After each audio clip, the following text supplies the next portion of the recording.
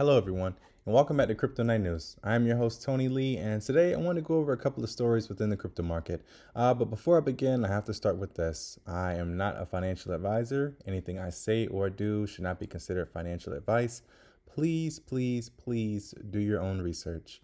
Now, with that out of the way, let's look at the market cap currently. So currently, we're still sitting at a $1.01 trillion market cap. It says it's a slight decrease over the last day, so which is to be expected. We're going to get into why in a little bit. And let's look at the top 10 coins. So currently, Bitcoin sits at number one at $20,305. Ethereum number two at 1,543. Tether number three at $1. BNB coin number four at $322. USD coin number five at $1. XRP number six at 45 cents. Binance USD number seven at $1. Dogecoin number 8 at 13 cents, Cardano number 9 at 39 cents, and Solana number 10 at $31. All right, so now let's look at the fear and greed index. So currently we're still at a 30, so it didn't really go up today or go down. So we're still at a 30, so we're still fearful, which I was expecting to maybe go down a little bit, but like I said, we'll get into why I said that again. But let's look at some Bitcoin news. So it says McDonald's pizza and coffee paid in Bitcoin, the plan B for crypto payments. It says crypto payments are taking off in a big way in Lugano, Switzerland, with 60 merchants and counting. It says over the weekend, thousands of Bitcoiners and crypto enthusiasts descended on the small, sleepy Swiss town of Lugano. I think I'm saying that right. More specifically, they piled onto a McDonald's restaurant. Perched on Lake Lugano, McDonald's Lugano received countless visits from Bitcoiners keen to trade Satoshis, the small denomination of Bitcoin, for Big Macs, McFlurries, and coffee.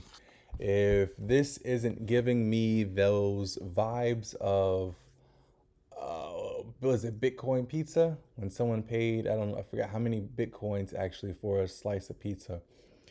I know they're Satoshis, and I know, like I said, they're they're pieces of a Bitcoin, but still, I mean, who knows in the future if, the amount of Satoshis they may have spent could have been, could have equaled a lot of money, I guess in the future. But like right now, it may not be a lot right now, but we don't know how much they're going to be worth in the future. So, but like I said, let's just keep going. But why were European crypto enthusiasts excited to pay in Bitcoin at one of the largest, as one of the world's most recognizable brands? Well, firstly, to demonstrate the Lightning Network, a layer 2 technology built on top of Bitcoin, but also to live up to Satoshi Nakamoto's promise that Bitcoin is in fact an electronic cash system. So, I guess going back to with Satoshi Nakamoto and going back to the white paper, Bitcoin was created not too long after the financial crash in, was it 2007 slash 2008. So I guess he or she or they wanted to create something that would, I guess, serve as a new way of, I guess, conducting transactions. So, like I said, like I said, I guess he found a way to do it. Whoever would have thought, all those years ago that you'd be able to use some digital currency to buy a Big Mac, and I guess it's not out of the realm of possibilities considering the fact that we use it every day, but I guess just something outside of the current financial institutions that we do have. So it's interesting. It's interesting. So yeah, that's a little bit of that news for that one. Let's move on to what I was talking about earlier. So the Fed codifies fourth consecutive 75 basis points rate hike. Stocks, Bitcoin, and metals rise slightly. They rose slightly, and now they're starting to go down. But if you all haven't heard, the Fed is trying to tame what is called inflation. So they're raising interest rates slowly but surely, like trying to tame it because they raise it too high, it could tank the market, and we could definitely be considered in what they call a recession. It already feels like we're in a recession now, but it could it could tank us into I guess, a severe recession. I think I spoke a little bit about that earlier today.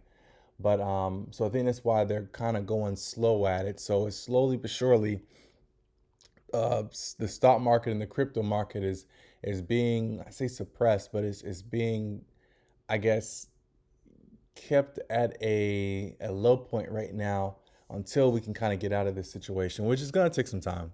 It's definitely going to take some time. We're going to go over that in a little bit too. But it says the U.S. Federal Reserve introduced another jumbo rate hike on Wednesday, November 2nd, by hiking the federal fund rate by 75 basis points.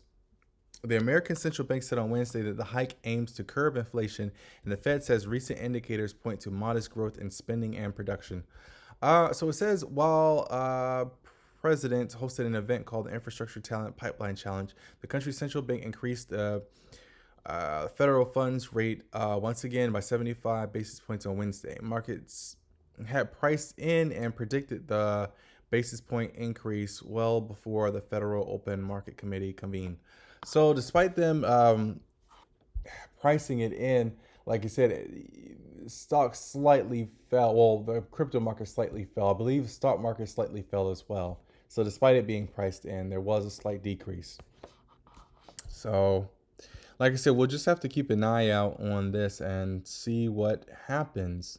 Now, to the last piece of news, it says the end of the crypto winter is not close.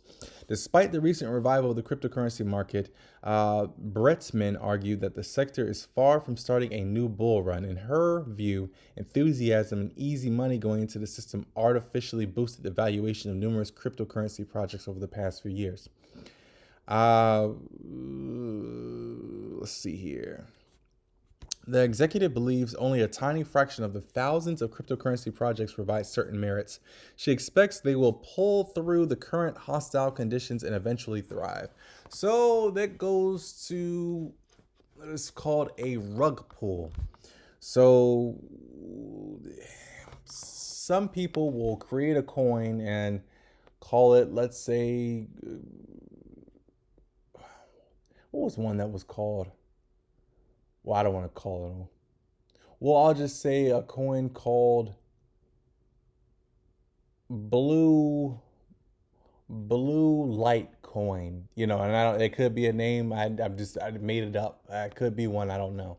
But let's just say someone created a coin called blue light coin. They had no intention of doing anything with it, but they presented it. They presented the coin as if it was going to be this great coin that was going to go up in value, and it was going to do this and do that, and people, believed it's, hey, oh wow, this, and it's dirt cheap right now, so you can get in right now, and right before it rises, you're like, oh man, let me hurry up and put some money in, and that way, and then the coin goes up a little bit. So some people made some money. Really, the people that I guess started the coin, maybe they're early investors, but everyone else, you eventually lost money because there was no real value with it. Everyone pulled their money out, and like I said, the coin is called, the coin is dead coins. So, yeah. So a lot of the coins within the market are rug pulls. There are, what do they call them, shit coins. They are no good. They have no value.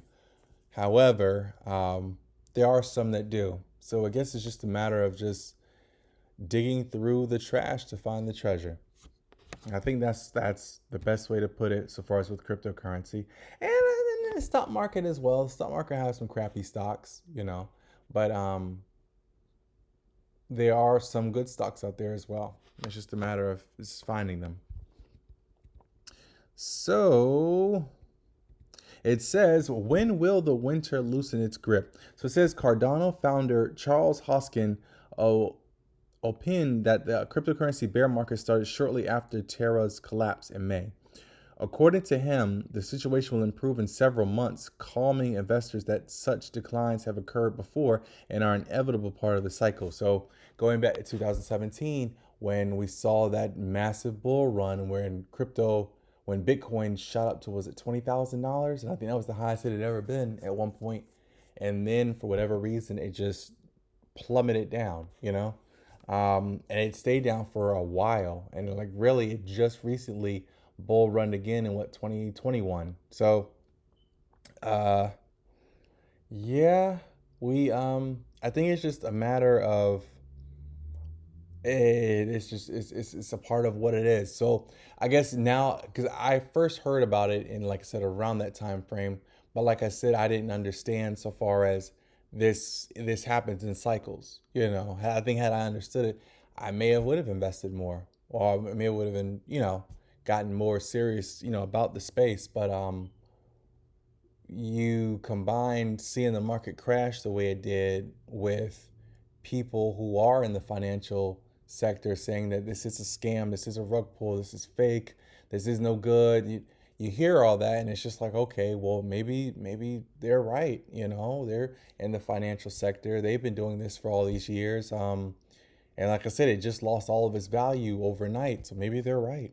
But when you do your research, you see that that wasn't the first time it had happened. If I'm not mistaken, it happened in 2014 or 2013. And I think it had happened one more time before that, if I'm not mistaken. It could have not have been, but it happened before. And then, like I said, it happened again. And was it 2022? So it's just like we don't it's a cycle. It's just something that you guys have to be aware of. But that comes with time, and it comes with patience. So, but enough of that. I'm gonna move on. So it says the former president of FTX US, Britt Harrison, said the current crypto winter is not different than those reigning years ago.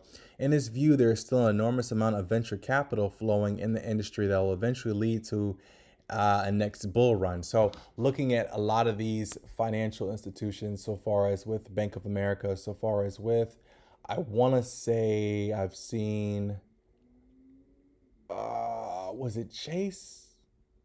It might have been Chase. I know for sure I saw Bank of America looking into cryptocurrency. I believe it was Chase as well, and some others, but and not just within the financial sector, other businesses as well.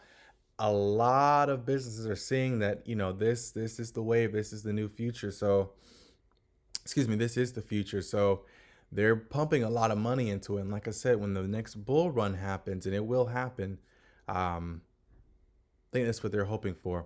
So it says Brian Armstrong, CEO of Coinbase, was more specific, saying that it could last another 12 to 18 months. So, like I said, we'll see what winds up happening. But yeah. So that was today's episode of Crypto Night News. I am your host Tony Lee. If you know what, yeah, I'm your host Tony Lee. Thank you, and until next time.